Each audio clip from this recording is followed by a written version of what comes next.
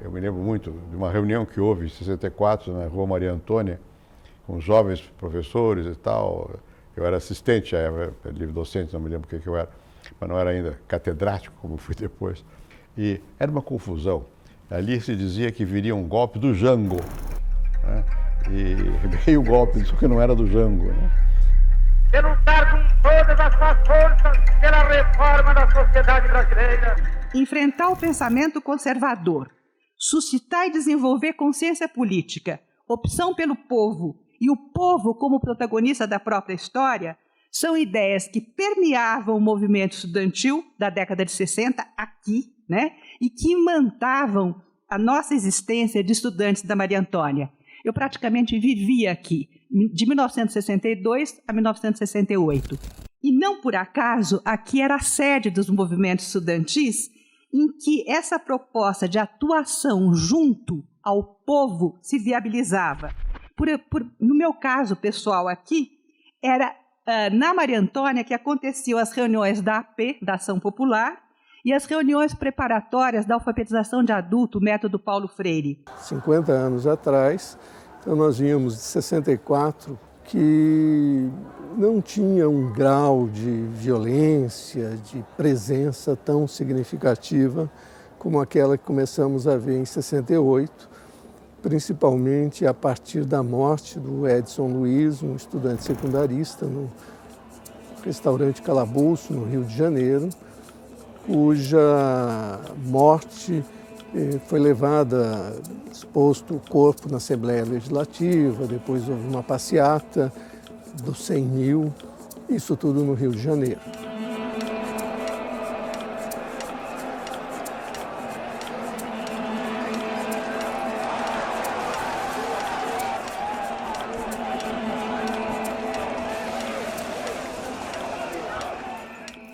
Em São Paulo, na Maria Antônia, nós, alunos da FEA, vivíamos na Dr. Villanova, que dava fundos com a filosofia e com a Maria Antônia.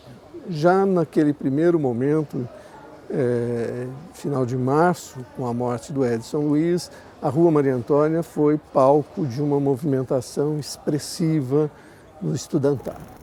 Os professores da matemática, Cândido Dias, o Lira e o Chaim Henning, propuseram à congregação a minha contratação como regente da cadeira de estatística. E foi aprovada, junho de 68, notem bem. Pouco depois, tivemos o 3 de outubro, o acontecimento aqui do bombardeio da Maria Antônia. Naquele dia, nós estávamos numa reunião da Congregação da Filosofia. Eurípides recebeu um chamado dizendo que realmente a faculdade estava sendo atacada e a congregação, então, resolveu vir para aqui, para Maria Antônia, para inspecionar e procurar defender nossos alunos, porque se sabia que do lado do Mackenzie existiam forças policiais, elementos do CCC, Comando de Caça aos Comunistas, e a força pública, etc., dava cobertura para os mackenzistas. Houve uma grande confrontação entre os alunos da filosofia, mas também os da economia estavam por lá, com os do Mackenzie. No Mackenzie havia um tal de CCC, Comando de Caça Comunista, e havia inclusive tiros, armas, e chega a morrer aqui em São Paulo mais um estudante, o José Carlos Guimarães. Novamente se mistura um pouco o Edson Luiz com José Carlos, roupas manchadas de sangue circulando pela Maria Antônia e outros locais. Profundezas do corte que a bala riscou no peito. Quem cala morre contigo. Então, parecia aí que o jogo estava ficando mais violento. E eu tinha ido para o centro da cidade, eu fui lá para pegar uns ingressos e quando eu cheguei perto estava uma guerra. O desejo de participar foi maior que a prudência. E aí eu entrei lá no meio do fogaréu, dos tiros, dos rojões, enfim. Participei intensamente daquilo, como também das passeatas, que eram geralmente perigosas.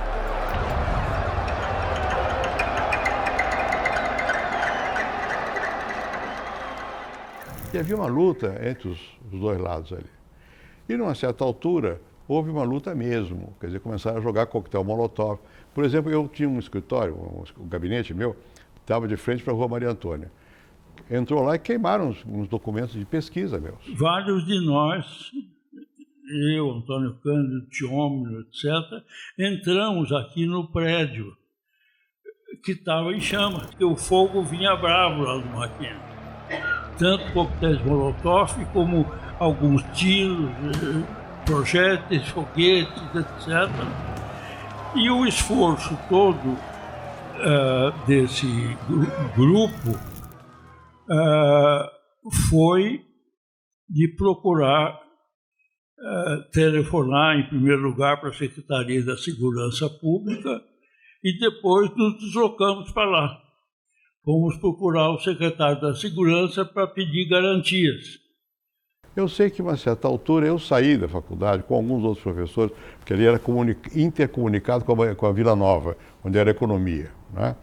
Saímos por ali e nós fomos ao DOPS para reclamar. E quase nos prenderam. Depois a gente se reunia aqui no CRUSP. O CRUSP era o local onde se faziam as reuniões, faziam as avaliações, se levantavam os feridos e os eventuais desaparecidos. Porque nesse momento é que você ia ver quem é que foi pego. E muitos eram pegos. Então isso tudo era assim, um grande medo e ao mesmo tempo um grande evento. Alguma coisa muito emocionante. E aquela ideia que nós estávamos fazendo o certo.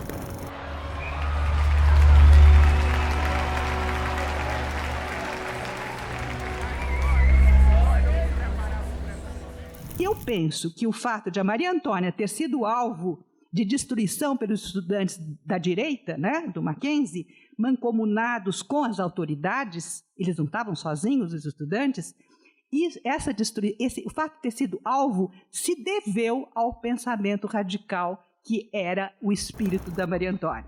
Efetivamente, antes do dramatismo de se tornar, no dia 3 de outubro de 1968, o lugar onde se feriu, no nível estudantil, a batalha simbólica da esquerda e da direita, a Maria Antônia foi o espaço das grandes transformações interiores das gerações que por aqui passaram. O cenário internacional apresentava sinais de abertura. Nós tivemos em maio, na França, lá, um movimento libertário.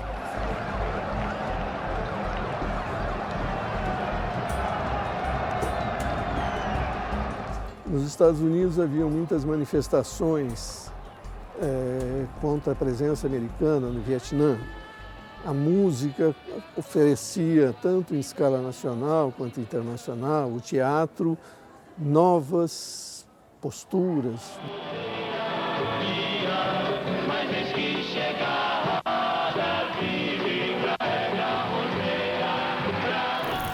O horror, Estado autoritário, no caso representado bastante bem pelas forças militares, marcou muito essa geração. Os conflitos latentes que vinham se acumulando, vamos dizer, desde 64, para colocar uma data, em 68, fim de 68, chega a um novo patamar.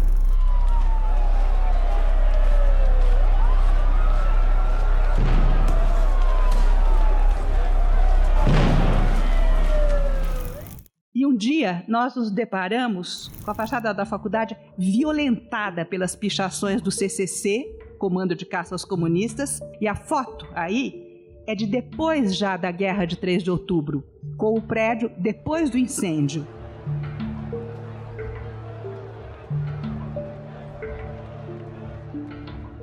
Aquilo foi uma verdadeira batalha, quer dizer, era uma simulação, na verdade, mas que pegava fogo, né? E mostrou o grau de radicalização da sociedade. Isso terminou com luta armada. Quem já viveu esses momentos de radicalização sabe que chega um ponto em que são incontroláveis, vem ou à direita ou à esquerda e impõe uma ordem, né? Ou tentam impor.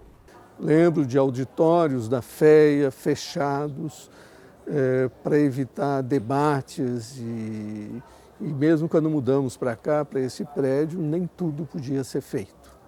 Então, o controle sobre reuniões, ideias, debate de ideias, de personagens, tudo isso esteve presente de maneira muito aguda durante todo esse período, esses 20 anos de ditadura.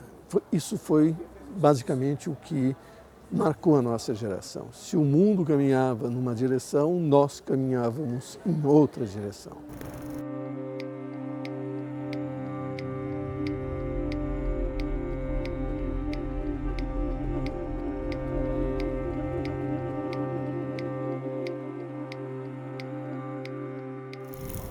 Olhando hoje, fica claro que muitos elementos, como a Guerra Fria, eram presentes, estavam como pano de fundo. Mas eu diria que o conflito de Guerra Fria era apenas uma pequena parte da história. O horror a ditaduras, seus desmandos, a violência que se instala, presos políticos, gente sumindo, gente morta, e isso era bastante presente.